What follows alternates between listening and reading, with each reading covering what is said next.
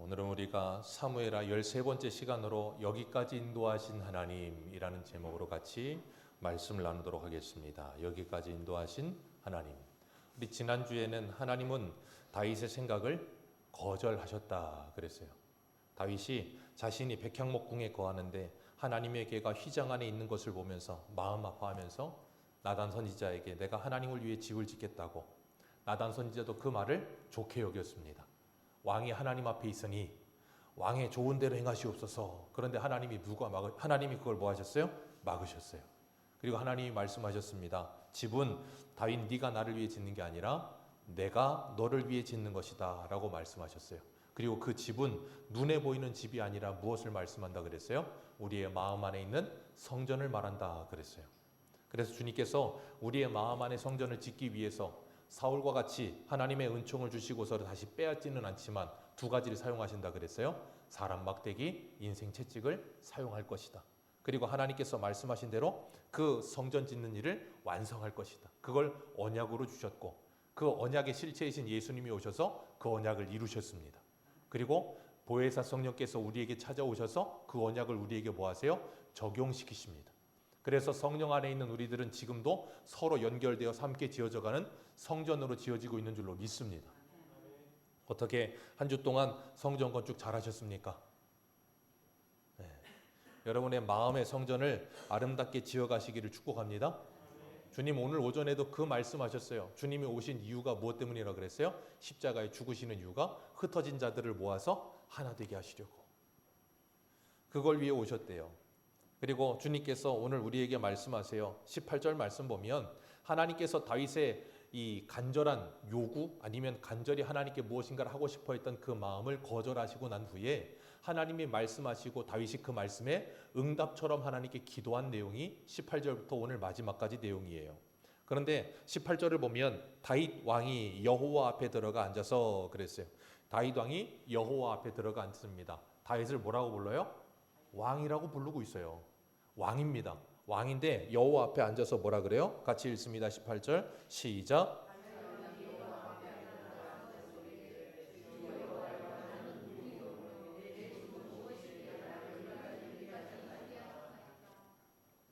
나는 누구며 내 집이 무엇이기에 나에게 이렇게 큰 은혜를 베푸십니까? 라는 말이에요. 시편 8편 4절에도 보면 이런 표현을 합니다. 사람이 무엇이기에 주께서 그를 생각하시며 인자가 무엇이기에 주께서 그를 돌보시나이까.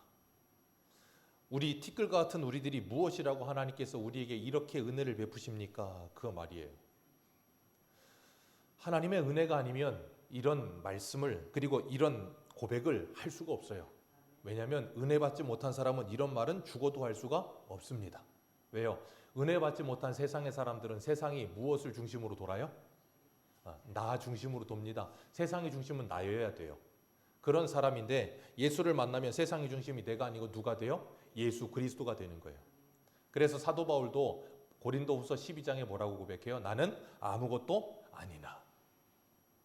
나는 하나님 앞에 아무것도 아니다. 나는 하나님 앞에 티끌과도 같은 존재다라고 고백하고 있는 거예요. 이게 우리의 삶 속에서 정말로 우리의 실존적으로 인정이 되지 않으면 우리는 하나님의 종으로 살 수가 없어요. 오늘 다윗은 왕입니다. 왕인데 하나님 앞에 어떤 존재로 서 있어요? 종으로 서 있는 거예요. 주님은 우리를 베드로전서 2장에 뭐라 그러셨어요? 너희는 왕 같은 제사장이라 부르셨어요. 우리는 왕입니다. 어디 나라의 왕이에요? 하나님의 나라의 왕이에요. 그런데 우리는 하나님의 나라의 왕인 동시에 하나님의 뭐예요? 종이에요.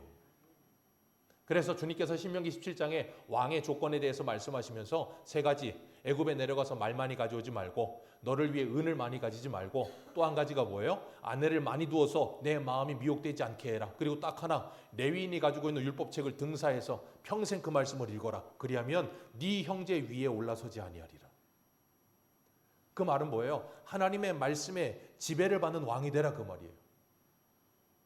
그게 하나님이 세우시는 왕들의 모습이에요. 그래서 우리는 그걸 요즘 말로 바꿔서 좀 멋있는 말로 표현하면 뭐예요? 청직이라고 하는 거예요. 청직이라는 표현으로 하기도 하고 직장 가면 매니저 정도? 뭐 직장을 관리하는 사람이 있습니다. 오너가 있고 오너 밑에 매니저가 있어서 모든 직원들을 관리하잖아요. 그 사람 주인 아닙니다. 근데 마치 자기가 주인인 것처럼 해요.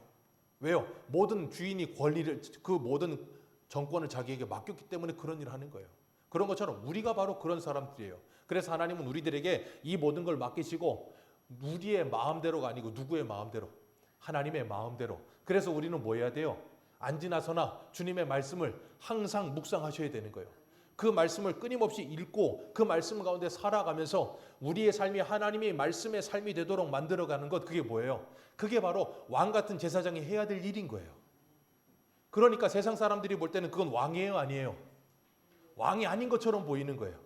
왜? 세상의 왕은 어때야 되는데 자기가 모든 정권을 가지고, 마치 마키아벨리 그 군주론 같은 거 보면 자기가 모든 걸 다 하잖아요. 자기 마음대로. 우리는 왕이 되려는 목적이 그러기 위해서지 우리의 참 왕이신 하나님의 지배를 받기 위해 왕이 되지 않으려고 해요. 그런데 주님은 우리들에게 참된 왕은 하나님을 인정하는 왕이 참된 왕이다라고 말씀하시면서 예수님이 말씀하셨어요. 제자들에게 누구든지 나를 따라오려거든 뭐라 그러셨어요? 두 가지를 말씀하셨어요. 첫 번째가 뭐예요? 자기를 부인하고 자기 십자가를 지고 나를 따를 것이니라 라고 말씀하고 있습니다. 자기를 부인하지 않으면 19절의 다윗의 말처럼 종의 집이라는 표현을 쓰면서 하나님 앞에 자신을 종이라고 인정하지 않습니다. 그래서 자기를 부인하는 사람만이 하나님 앞에 종으로 살아요. 근데 자기 부인이 되지 않는 사람, 하나님의 은혜를 받지 못하는 사람, 그런 사람은 어떻게 살아요? 자기가 자기 인생의 주인으로 살아요.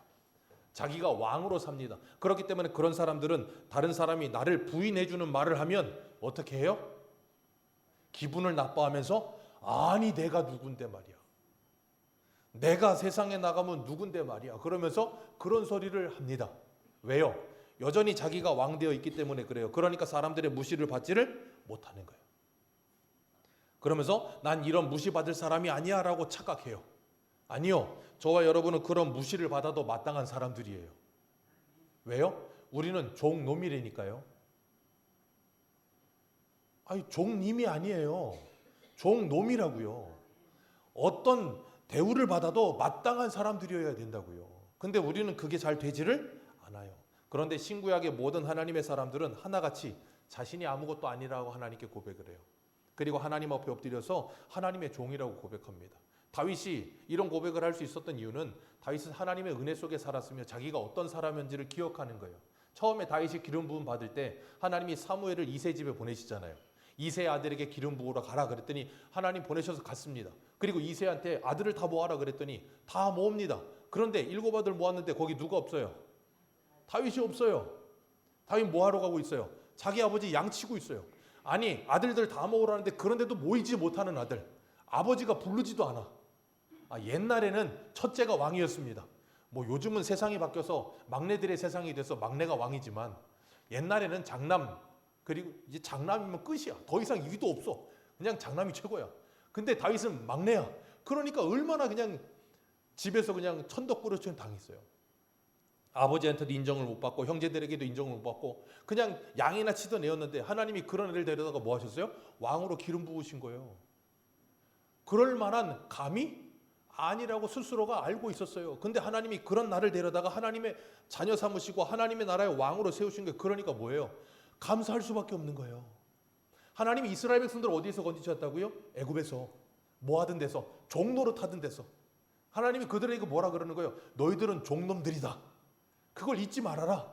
그래서 평생을 객과 고아와 과부를 돌아보라 그러셨어요. 왜? 뭐 때문에 그거 하라 그러셨어요? 너희들이 애굽에서 어떤 존재였는지를 기억해라. 그리고 거기서 하나님이 너희들에게 구원하신 것이 얼마나 큰지를 기억해라. 그러니까 하나님이 우리에게 뭘 하라고 하실 때는 그걸 통해 뭘 기억하라는 거예요. 내가 처음에 어떤 존재였는지 그 처음 시간을 잊지 말고 기억해서 하나님의 은혜로 내가 구원받은 그 구원의 감격이 내 안에 살아있으라고 그런 말씀 주시는 거예요. 그러니까 우리는 내가 하나님의 일을 뭔가를 하면 하나님이 내게 뭔가를 주시겠지가 아니고 하나님이 이미 내게 뭔가를 다 주셨어. 근데 내가 그걸 제대로 깨닫지를 못하고 있어. 그러니까 하나님이 이걸 하게 하시면서 뭐예요? 이미 주신 걸 깨닫게 하시는 거예요. 신약에 보면 사도 바울도 동일한 고백을 하잖아요. 데살로니가 디모데전서 1장에 뭐라 그래요? 나는 비방자요, 박해자요, 회방자였고 죄인 중에 괴수다. 그거 바울이 인생 말년에 쓴 말이에요. 바울은 평생을 자기가 어떤 사람인지를 잊지 않는 사람. 여러분, 우리가 예수를 믿는다는 건 예수를 믿고 구원받아 내 죄가 다 용서받았으니까 나는 과거는 묻지 마세요. 다 지나갔습니다라고 생각하십니까? 아니요. 여러분의 과거는 그대로 남아 있어야 돼요. 죄 용서함을 받았으니 죄의 책임은 없어요. 그러나 내가 과거에 어떤 사람인지를 뚜렷하게 기억하고 계셔야 돼요. 그래야 하나님이 나를 어디서 구원하셨는지를 잊지 않고 살아요. 제가 그래서 늘 말씀드리잖아요. 저 독일이 지금 저렇게 국제사회에서 인정받는 이유가 뭐예요? 자기들이 세계대전 일으키고 유대인들을 그렇게 학살했던 그 모든 걸 지금도 뭐하고 있어요? 사죄하고 있어요. 그 독일 총리들 가끔 이스라엘 가면 거기 가서 무릎 꿇고 사죄합니다. 헌화하고. 왜 그래요? 자기들이 했던 게 어떤 것인지를 잊지 않고 기억하는 거예요. 여러분, 그리스도인은 바로 그런 거예요. 그래서 마틴 루터가 그런 말을 했어요. 성도는 구원받은 죄인이다 그랬어요. 내가 구원받았으나 어떤 존재인지를 잊지 않고 살 때 하나님 앞에 내가 어떤 자세로 어떤 자리에 서 있어야 되는지를 잊지 않는 거예요. 그래서 주님께서 우리를 부르시면 그 부르신 주님의 은혜에 감사하면서 예수 그리스도를 믿는 믿음으로 나를 부인하며 주님 앞에 서는 거예요. 그래서 다윗이 뭐라 그랬어요? 다시 한번 읽겠습니다. 19절 읽겠습니다. 시작.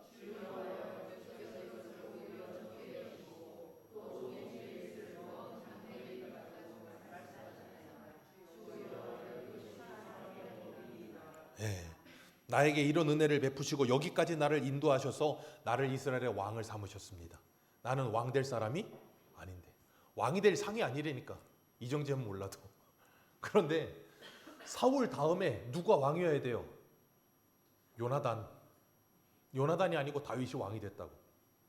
그리고 다윗이 이렇게 말해요. 주 여호와여, 주께서 이것을 오히려 어떻게 여기시고 적게 여기시고 또 종의 집을 있을 먼 장래일까지도 말씀하셨나이다. 여러분 생각해 보세요. 먼 장래일 여러분이 선택하고 싶습니까? 하나님이 선택하신 대로 가고 싶으십니까? 내 인생은 나의 것 그러면서 내가 선택해서 내 인생을 개발하고 내 장래를 막 펼치고 막 이런 걸 해보고 싶잖아요.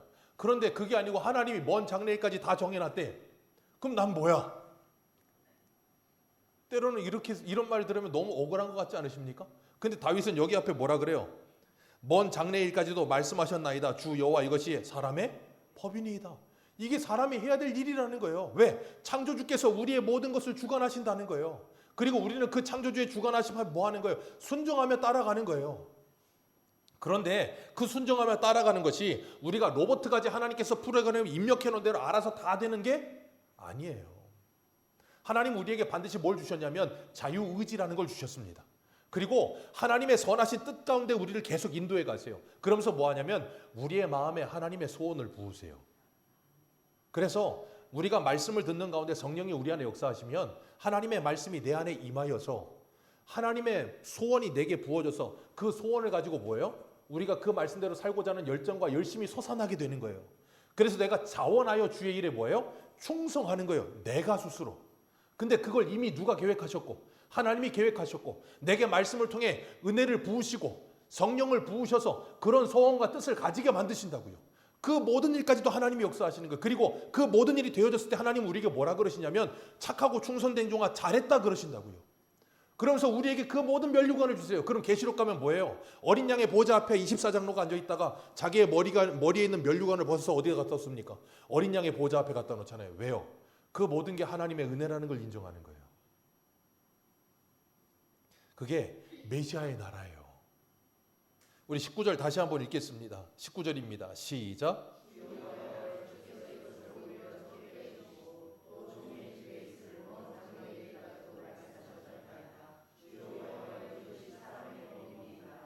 아멘. 먼 장래일까지도 하나님이 하시고 여기까지 인도하신 것도 하나님이 하신 것이고 그럼 다윗은 한 게 있어요 없어요? 다윗은 그냥 가만히 있었죠? 아니요. 열심히 했죠. 열심히 하다가 사고도 쳤다가 여러 가지 일들이 있었지만 하나님은 그 모든 것을 통해서 뭐 하셨어요? 하나님의 선하신 뜻이 이루어지게 하셨어요. 여기까지 인도하신 하나님, 에베네셀의 하나님, 그 하나님께서 우리 새소망교회도 2025년 여기까지 인도하신 줄 믿습니다. 다사다난합니다. 여러분 각자의 삶 속에서 보면 가정에서 일어나는 일들, 내 개인적으로 내 속에 일어나는 일들, 교회에서 일어나는 일들, 여러 가지 사람과의 복합적인 관계 속에서 수많은 일들이 있습니다. 그런데 그 수많은 일들을 뚫고 여기까지 왔어요. 누가 일하셨어요? 하나님이 일하셨어요. 그래서 사도 바울은 뭐라 그래요? 그걸 고린도전서 15장에서 나의 나된 것은 오로지 하나님의 은혜라. 내가 열심히 산 것 같은데 가만히 생각해 보니까 하나님의 은혜가 아니었으면 여기까지 못 왔다는 걸 인정하게 되는 거예요. 그래서 우리 한 군데 보겠습니다. 구약성경 이사야 55장 한 군데 보겠습니다. 이사야 55장 8절.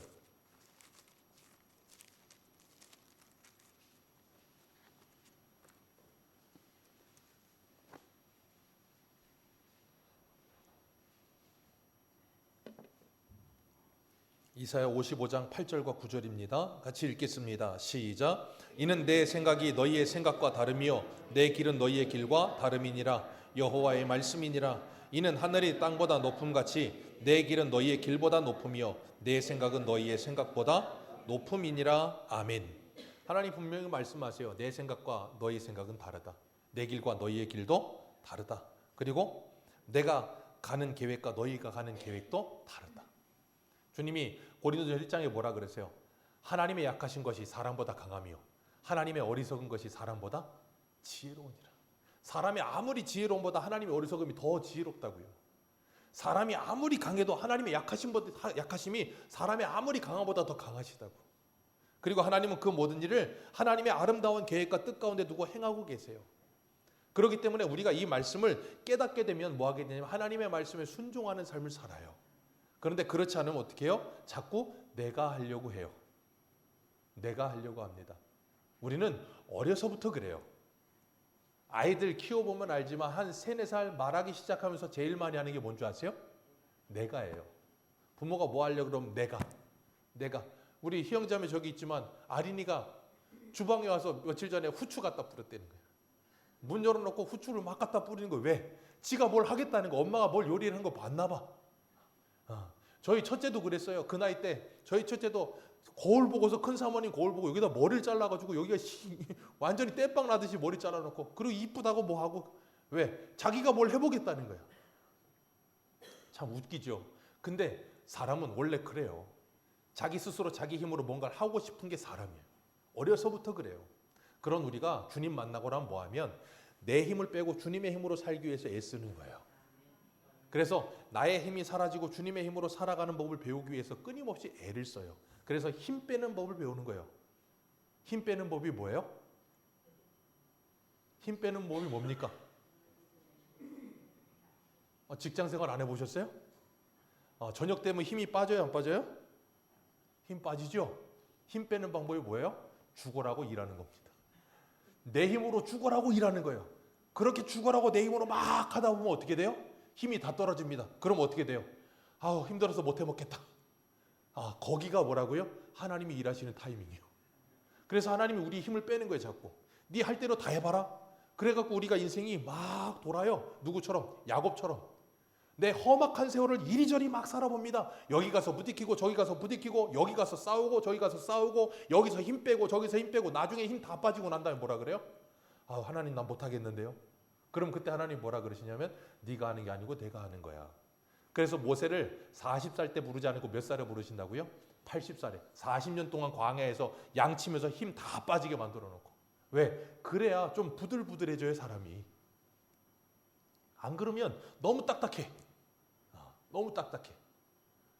여러분 그래서 운동선수들도요. 운동 경기하러 나가면 실전 나가기 전에 적어도 한 2-3시간 전에 가가지고 몸을 계속해서 풉니다. 얼마나 힘들어요. 왜요? 힘 빼려고. 힘이 몸에 꽉 들어가면 부상당하기도 쉽고요. 스윙을 하거나 공을 차거나 뭘 해도 제대로 안 돼요. 몸이 부들부들해져야 뭔가 실력이 제대로 나옵니다. 우리 신앙생활도 마찬가지예요. 그래서 하나님이 자꾸 힘 빼시는 거예요. 그렇기 때문에 자꾸 힘 빼시고 주님 앞에 오셔야 돼요.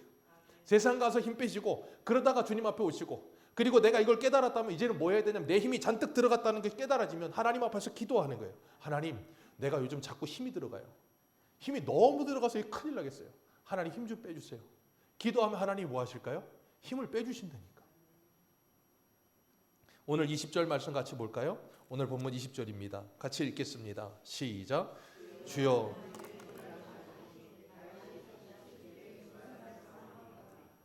아멘. 여호와는 주의 종을 아시니 내가 주께 무슨 말을 하겠습니까?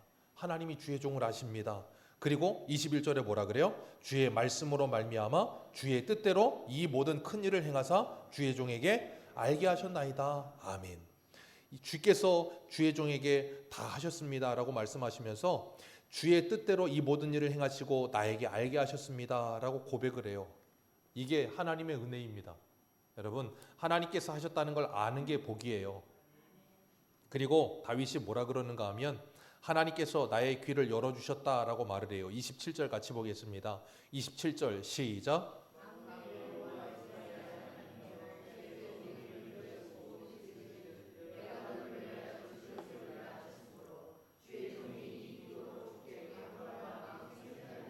아멘. 하나님께서 다윗의 귀를 열어주셨어요. 하나님께서 저와 여러분의 귀도 이렇게 열어주시길 주님의 이름으로 축복합니다.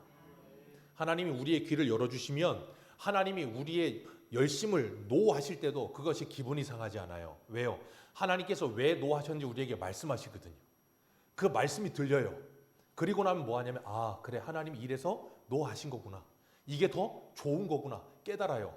그런데 하나님이 우리의 귀를 열어주시지 않으면, 그래서 들을 귀가 없으면 하나님이 노하시면 우리는 어떻게 해요? 분노합니다. 아니 내가 하나님께 이렇게 해드리겠다는데 왜? 그러면서 다윗이 아마 나단 선지자한테 화냈을 거예요. 근데 다윗은 그러지 않는다고요. 왜? 하나님이 다윗의 귀를 열어주심으로. 예수님이 마가복음 보면 갈릴리 호수 지나가실 때 거기서 뭐 하시면 데가볼리에서 귀 먹고 말이 어눌한 사람 만났어요. 그리고 주님께서 그 사람을 고치시는데 뭐라 그러세요? 에바다, 열려라. 열리고 나니까 뭐예요? 주님의 말씀이 들리는 거예요. 그리고 나면 주님 앞에 내가 어떤 존재인지를 깨닫게 되고 하나님이 행하시는 이 모든 큰 일을 들으면서 하나님께 감사할 수 있게 되고 하나님께 찬송할 수 있게 되는 거예요. 그래서 21절에 22절에도 뭐라 그래요? 주 여호와는 위대하시니 이는 우리의 귀로 들은 대로 주와 같은 이가 없고 주 외에는 신이 없음이니이다 라고 말을 하고 있어요. 귀로 들은 대로 다윗이 하나님의 말씀을 들은 대로 하나님께서 뭐 하셨어요? 일하셨어요.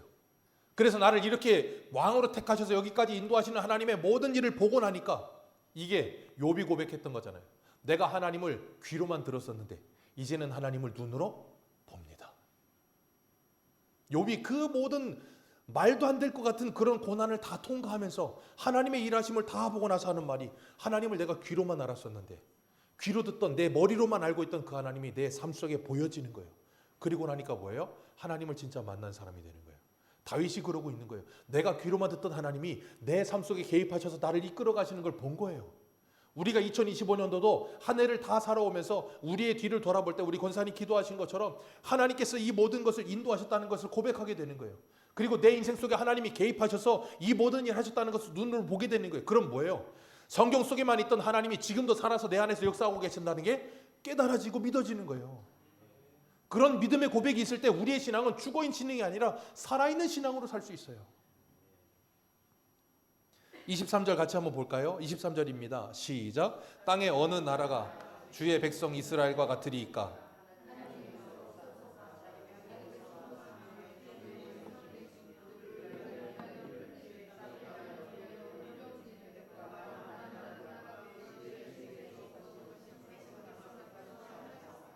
아멘. 여기 계속해서 무슨 일이 나와요? 큰 일. 큰 일이 아까 뭐라 그랬어요? 하나님의 구원하심. 자, 오늘 23절에도 뭐라 그래요? 하나님께서 주의 어느 나라가 주의 백성이 이스라엘과 같으리까 하시면서 하나님이 어떻게 구원하세요? 하나님이 가서 구원하십니다. 여러분, 이게 기독교가 세상의 모든 종교와의 다른 점이에요. 세상의 모든 종교는 사람이 신을 찾아갑니다. 그런데 기독교만 유일하게 신이 사람을 찾아오는 거예요. 왜요? 어느 누구도 사람이 하나님을 찾아갈 수 없기 때문에 하나님이 우리에게 찾아오셔서 직접 우리를 구원하시고 우리에게 길을 열어주신 거예요. 그게 누구예요? 예수님이요. 왜? 안 그러면 누구도 하나님께 갈 수가 없으니까. 그리고 주님께서 우리에게 찾아오셔서 우리를 구속하시고 자기 백성을 삼아주시고 우리에게 이 놀라운 은혜를 행해 주셨다는 거예요. 그 은혜를 받고 나서 보니까 뭐예요? 아무런 할 말이 없는 거예요. 왜? 내가 한 게 없구나. 하나님이 하셨구나. 고백할 수밖에 없어요. 그러면서 24절 같이 읽습니다. 시작.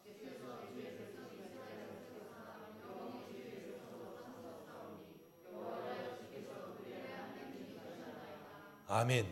영원히 주의 백성으로 삼으셨습니다. 영원히. 이게 중요해요. 하나님은 하나님의 백성을 영원히 하나님의 백성 삼으십니다. 중도 포기란 없습니다.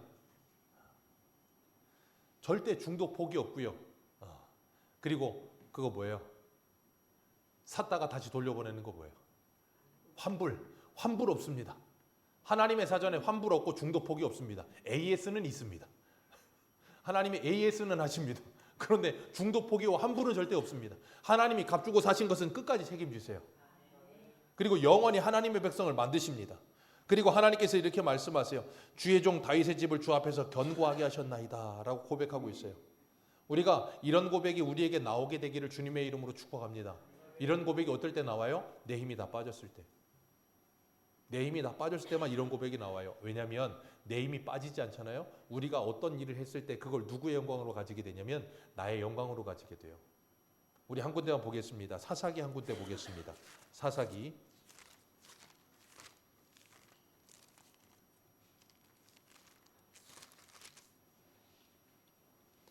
7장입니다.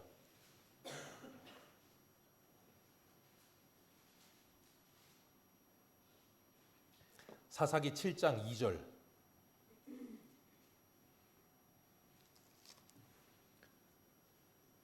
사사기 7장 2절 같이 읽습니다. 시작. 여호와께서 기드온에게 이르시되 너를 따르는 백성이 너무 많은즉 내가 그들의 손에 미디안 사람을 넘겨주지 아니하리니 이는 이스라엘이 나를 거슬러 스스로 자랑하기를. 하나님은 걱정도 많으세요. 미디안 연합군이 지금 한 15만 명 됩니다. 그리고 이스라엘 백성 기드온이 나팔 불어서 온 사람이 3만 2천 명이에요. 그런데 하나님께서 너와 함께하는 사람이 많대요. 지금 몇 대 몇으로 싸우는데 5대1로 싸워요. 15만 대 3만 2천이니까 5대1 아닙니까? 아니 5대1로 싸워서 이기는데도 불구하고 내가 잘했다라고 말할 수 있을까요? 그럴 수 있어요. 우리나라 남자들은. 우리나라 아저씨들은 왕년에 다 17대1로 싸우잖아요. 그러니까 적어도 내가 했다라고 말할 수 있으니까 하나님이 너무 많다 그러시면 돌려보내래요. 그래서 기드온이 뭐라 그러냐면 너희 중에 두려운 사람들은 다 돌아가라. 그랬더니 몇 명이 가요? 여기 보면 3절에 2만 2천 명이 갑니다. 그랬더니 하나님이 4절에 뭐라 그래요? 아직도 많다. 아니 3만 2천 중에 2만 2천 갔으면 몇 명 남았어요? 10,000명. 저쪽은 15만 명. 그럼 몇 대 몇이에요? 15대 1. 근데 아직 17대 1이 안 되네요. 그래서 하나님께서 너무 많다 그러더니 다 개울로 데리고 가더니 뭐 하게 해요? 물 먹으라 그래요. 근데 물을 먹는데 사람들 어떻게 먹어요? 두 부류입니다. 한 사람은 목말라서 입에다 대고 먹고 한 사람은 무릎 꿇고 손에 물을 떠서 먹고. 그랬더니 손에서 물을 떠서 먹는 사람 몇 명이에요? 300명. 그리고 하나님께서 입에 대고 물을 먹는 사람들은 다 집에 보내라 그러셨어요. 왜 집에 보내라 그러셨을까요? 그걸 가지고 또 이제 스토리를 만들면 어떻게 되냐면 300명은 적이 올까봐 감찰을 하면서 어떻게 될까봐 막 이렇게 감시를 하면서 이렇게 딱 대비된 뭐 그런 거 없어요. 그런 거 없고 그냥 하나님은 뭐가 목적이냐면 숫자 줄이는 데 목적이 있어요. 숫자를 줄여서 몇 명 만들어요? 300명. 몇 대 몇이요? 15만 대 300. 그럼 몇 명이에요? 계산 되십니까? 50대 1? 500대 1인가요? 그 정도 되면 이제 사람이 내가 했다고 못하는 거예요. 그러니까 하나님께서 완전히 300명으로 줄여놓으시고 만약에 생각해 보세요. 300명 아니고 30명이면 하나님이 이기게 하셨을까요? 못 하셨을까요? 3명이라도 해요. 하나님은. 1명이라도 합니다. 근데 하나님이 300명 남겨놓고 그 일을 하게 하시고 그 모든 영광이 누구에게 돌아가게 하시는 거예요? 하나님께만 돌아가게 하시는 거예요. 하나님이 저와 여러분이 때로는 힘든 일을 당하게 하시고 힘이 빠지게 만드시고 어려운 일을 당하게 하실 때 너무 억울해하지 마시고 너무 괴로워하지 마세요. 왜? 거기에서 하나님이 우리에게 온전히 하나님께만 영광 돌리게 할 일을 하나님이 행하게 하실 거라고요. 그래서 바울이 뭐라 그래요? 약할 때 강함 되시는 그 하나님을 경험하게 하실 거라는 거예요. 그래서 다윗이 뭐라 그래요? 영원히 주의 이름이 크게 높여 이르기를 그랬어요. 영원히 주의 이름이 크게 높여지는 게 이게 뭐예요? 찬송 돌려드리고 영광 돌려드리는 거예요. 소유문답 1번이 뭡니까? 사람의 제일 되는 목적이 뭐예요? 하나님을 영화롭게 하는 거예요. 우리가 해야 될 일은 하나님을 영화롭게 하는 거예요. 이사야 43장 21절에 뭐라 그래요? 이 백성은 내가 나를 위하여 지었나니 나의 찬송을 부르게 하려 함이라. 그래서 여러분 성경에 보면 하나님의 구원이 있을 때마다 이스라엘 백성들이 뭐예요? 찬송합니다. 홍해 건너고 나서 출애굽기 15장에 뭐예요? 미리안을 필두로 찬송하잖아요. 그 사람들이 바벨론에서 돌아오면서 뭐합니까? 시편에 찬송하잖아요. 하나님의 구원이 있을 때마다 하나님 우리에게 하나님을 찬송하게 만드시는 거예요. 그리고 하나님의 능력이 아니면 우리가 할 수 없다는 걸 깨닫게 하셔서 우리로 하여금 약함을 경험하게 하세요. 그게 뭐예요? 기도. 여러분, 우리가 기도하지 않는 이유가 뭔지 아십니까? 기도하지 않는 이유는 딱 하나예요. 살만해서예요. 살만해서 기도 안 하는 겁니다. 내가 죽을 것 같잖아요? 기도할 수밖에 없어요. 세상 사람은 죽을 것 같을 때도 기도 안 합니다. 왜요? 그 사람들은 아예 하나님을 안 믿으니까. 근데 하나님의 자녀는요, 죽을 때 되면 기도합니다. 왜요? 죽을 것 같거든 진짜. 그래서 하나님께 기도하게 만드시는 거예요. 하나님의 은혜 없으면 살 수 없고 하나님의 도우심이 없으면 살 수 없는 상황이 만들어지게 하셔서 기도하게 하시고 간절하게 만드세요. 그때가 복이에요. 왜? 하나님과 관계가 깊어지고 하나님의 은혜를 누리잖아요. 근데 우리는 그걸 복이라고 생각을 하지를 않아. 왜? 그런 상황은 나에게 안 왔으면 좋겠어. 그런 어려운 상황은 안 만났으면 좋겠어. 아니요. 그 상황을 만나 내가 하나님께 간절히 기도하며 주님과 깊은 은혜 속에 살고 있으면 그게 풍성한 은혜예요. 저희 장인어른이 IMF 때 부도가 났어요. 부도가 났을 때 정말 큰 부도가 나서 정말로 많이 힘들었어요. 그때 막 도망다니고 그러셨다고 하는데 그러면서 하시는 말씀이 뭐냐면 그 서울에 그 뭐래더라? 무슨 기도원이 있는데 그 도망다니면서 항상 그 기도원을 갔다는 거. 밤만 되면 그 기도원 가고 그렇게 기도를 하셨대. 금요일이면 그냥 심사모까지 가가지고 온 가족이 가고 날마다 기도를 했대. 그러면서 그 얘기를 지금도 해요. 지금도 합니다. 왜요? 그때 받은 은혜가 너무 크다는 거예요. 날마다 하나님을 찾아가서 하나님 아니면 살 수가 없어가지고 하나님의 이름을 보면서 간절히 기도할 때가 너무 좋았다는 거예요. 여러분, 우리나라의 가장 부흥기가 언제입니까? 가장 경제적으로 어려웠을 때예요. 그때 우리나라가 정말로 어려웠기 때문에 먹고 살 수가 없었기 때문에 뭐 했냐면 하나님을 붙들 수밖에 없었어요. 하나님의 이름을 부르지 않으면 살 수가 없으니까. 그런데 우리는 지금 너무 잘 살아. 너무 잘 되는 것 같아. 그러다 보니까 내가 부족함이 없는 줄 알아. 그게 뭐라고요? 계시록에 나오는 라오디게아 교회예요. 영적인 소경이 돼서 내가 어떤 상태인지를 모르는 거예요. 그래서 하나님은 우리에게 내가 해결할 수 없는 문제들을 삶 속에 자꾸 주십니다. 왜 주시냐면 이 문제를 딱 던져놓으시고 우리가 어떻게 문제를 해결하는지 보시는 거예요. 내가 그 문제 가지고 하나님께 기도를 하는지 아니면 내 힘으로 그 문제를 해결하는지 아니면 사람을 찾으면서 그 문제를 해결하려고 하는지 하나님이 보신다고요. 그리고 그걸 통해서 우리 자신도 깨닫게 하시는 거예요. 아, 내가 지금 하나님을 너무 안 찾고 있구나. 아, 내가 정말 하나님께 기도하지 않고 있구나. 하나님이 그걸 스스로 깨닫게 하시려고 그런 문제들을 자꾸 던지시는 거예요. 내 삶 속에 그런 문제가 자꾸 찾아올 때 그때가 언제예요? 기도해야 될 사인을 받은 때예요. 그때 기도하셔야 돼요. 근데 그때 기도하지 않고 자꾸 내 힘으로 뭘 해결해 보려고 하니까 뭐예요? 괴로워 죽겠는 거예요. 힘들어 죽겠는 거예요. 그러니까 어떻게 돼요? 마음이 자꾸 굳어지는 거예요. 딱딱한 마음이 되는 거예요. 강팍해지는 거예요. 왜? 하나님께 기도해서 하나님의 은혜를 받아야 마음이 부드러워지는데 내 힘으로 뭘 해보려니까 안 돼. 그러니까 짜증만 나고 화가 나는 거예요. 그러니까 어떻게 돼요? 점점 더 가슴이 딱딱해지는 거예요. 하나님은 우리가 그런 삶 살기를 원하지 않으세요. 오늘 27절 볼까요? 27절입니다. 같이 읽습니다. 시작.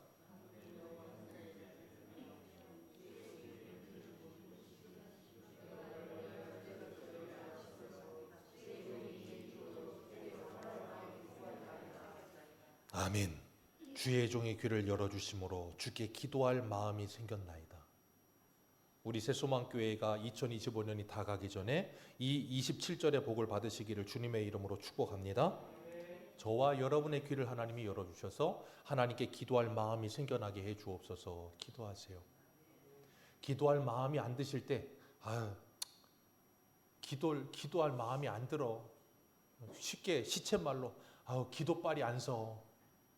그런 말 하잖아요. 우리 보통 잘 안 하세요? 그럴 때 있어요. 기도 많이 하시는 분들 기도가 막히면 그래요. 요새는 기도빨이 안 서. 그런 분들이 있어요. 시쳇말로 하는데. 여러분 기억하세요. 기도빨이 안 설 때 기도하셔야 돼요. 뭘 기도하시냐면 하나님 기도의 문을 열어주세요 라고 기도하셔야 돼요. 그럼 하나님은 반드시 우리의 기도를 들으시고 일하실 줄로 믿습니다. 28절 같이 보겠습니다. 시작. 주 여호와여 오직 주는 하나님이시며 주의 말씀들이 참되시니이다. 주께서 이 좋은 것을 주의 종에게 말씀하셨나이다. 아멘. 주의 말씀은 참되시며 이 좋은 것을 주님께서 나에게 말씀하여 주셨습니다. 그러면서 종의 집에 복을 주옵소서 그래요. 복이 뭐예요? 마지막 절에 29절에 복이 뭡니까?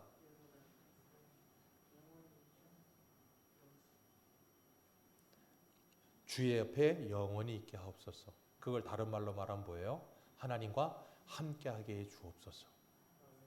여러분 다윗에게 있어서 복은 딱 하나입니다. 하나님과 함께하는 거. 하나님께서 우리에게 그 복을 주시려고 누구를 보내주셨어요? 예수님. 그래서 예수님이 우리에게 찾아오시고 뭐라 그러셨어요? 내가 세상 끝날까지 너와 함께하겠다. 우리가 그 복을 받은 줄로 믿습니다. 그 복을 받은 우리들은 이 땅을 살아가면서 이제는 뭐 하면 돼요? 그 하나님과 함께 즐거운 삶을 살면 돼요. 그래서 소요리문답 1문에 사람 제일 되는 목적 첫 번째가 뭐라고요? 하나님을 영화롭게 하는 것과 또 그 하나님을 영원히 즐거워하는 것이다 그랬어요. 여러분 사람의 목적은 하나님을 즐거워하는 거예요. 다윗은 지금 하나님을 즐거워하는 거예요. 하나님이 너무 좋아. 그러니까 다윗은 뭐라 그러냐면 하나님 나에게 복은 이거밖에 없습니다. 뭐냐면 하나님 나와 함께 해주세요. 이게 성도의 복이에요. 근데 성도가 아닌 사람 그리고 하나님의 은혜가 없는 사람 이게 지옥이야. 하나님이 함께하는 게 제일 힘들어. 하나님이 함께하는 게 제일 괴로워. 그러니까 이사야 30장 우리 한 군데 보겠습니다. 이사야 30장 보세요.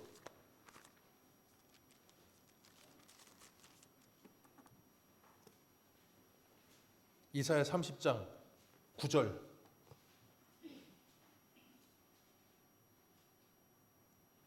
이사야 30장 9절입니다. 9절 10절 같이 보겠습니다. 9절 10절 11절 시작. 대저 이는 패역한 백성이요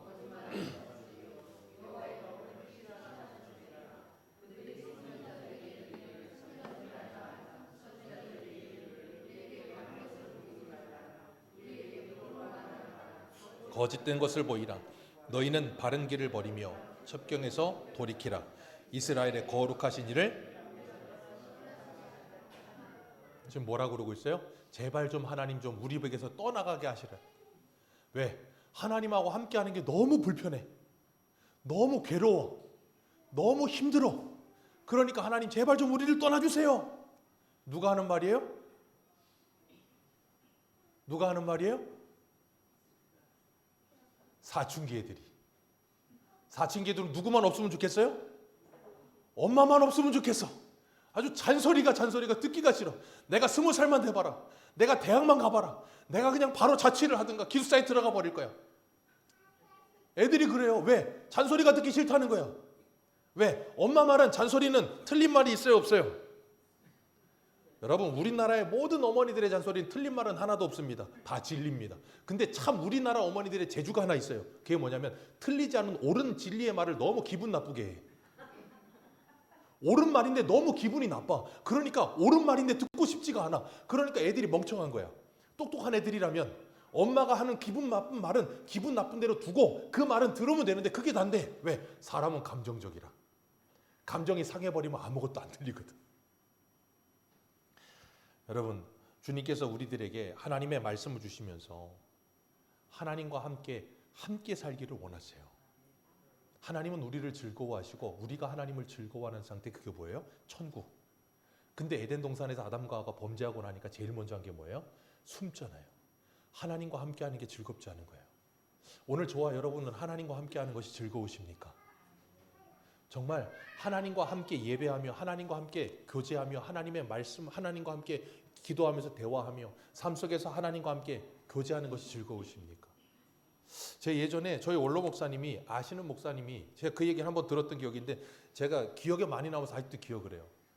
그 목사님은 어디를 가든 항상 자기 혼잣말로 그런데요. 차를 탈 때도 문 열고 주님 타시죠. 그리고 본인이 타시고 뭘 하실 때도 주님 가시죠. 그러고 본인이 가시고 그러신다는 거예요. 제가 어릴 때 그 얘기를 들었었는데 그 얘기가 아직도 잊혀지질 않아요. 왜요? 의식적으로라도 하나님이 나와 함께 하신다는 걸 늘 확인하며 사는 거예요. 오늘 저와 여러분은 그런 삶을 사십니까? 정말 하나님이 나와 함께 하신다는 걸 인지하고 정말 그 하나님과 함께 사는 걸 즐거워하시고 기뻐하고 있는가?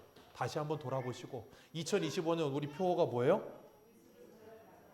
2026년 우리 교회 표어가 뭘까요?